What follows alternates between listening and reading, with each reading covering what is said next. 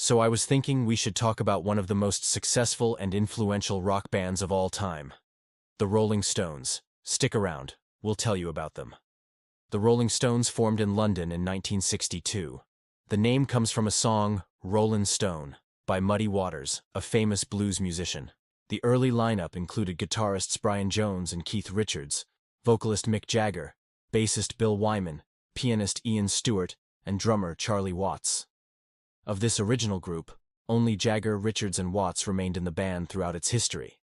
Brian Jones is often credited with initiating the group and recruiting early members.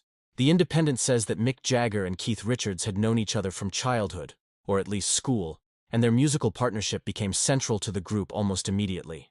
They started doing what was called covers, which are versions of songs made famous by other artists, especially American blues artists like Muddy Waters, Howlin' Wolf, and Chuck Berry. They brought that sound to a British audience. That's how it started.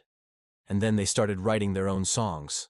Early on, their shows were energetic and loud, full of the raw power of blues and rock and roll, and they gained a following quickly in the UK, then internationally.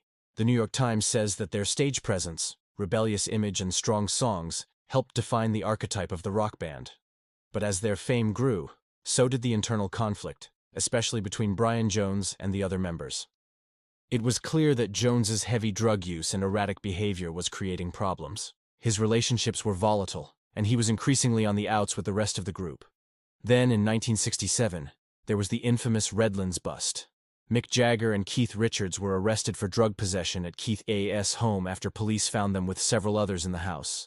There was a lot of media attention.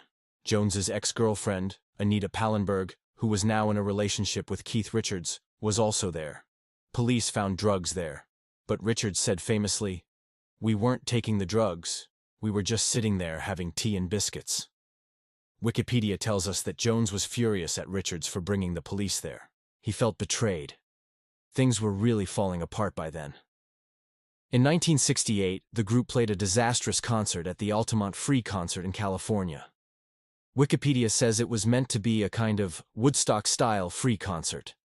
But it turned into a violent nightmare. There were fights and a stabbing death. A member of the Hells Angels, the motorcycle gang that had been hired as security, killed a young man named Meredith Hunter. This was not the way concerts were meant to be, and it was a dark moment for the era of peace and love. By that time, Brian Jones's membership in the group was tenuous at best. The Stones asked him to leave the band in late 1968. Mick Taylor, who had played with the group before, joined in 1969. By then, the group was writing more diverse songs. They moved away from straightforward blues or rock and roll covers, and their sound changed. As the 70s went on, the production became more layered and the songwriting more varied and ambitious. The times, they were a-changin'. Individual members pursued side projects.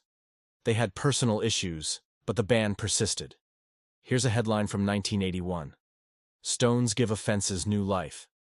And here's one from 1989. Rolling Stones sign biggest deal in rock history. Why did they last? Well, they had enormous influence. Musically, culturally, with their attitude, image, fashion, showmanship. They survived internal conflict, changing musical trends, an ever-changing industry. They survived tragedy. Brian Jones died in 1969. Keith Richards has had serious health issues. Charlie Watts died in 2021. But they still attract large audiences and sell out stadiums. Next year, they're planning to tour the United States and Latin America. They'll be playing 22 cities. Mick Jagger is 79 years old. Keith Richards is 78, Ronnie Wood is 75, and Charlie Watts' replacement, Steve Jordan, is 64. This is your host. Thanks for watching.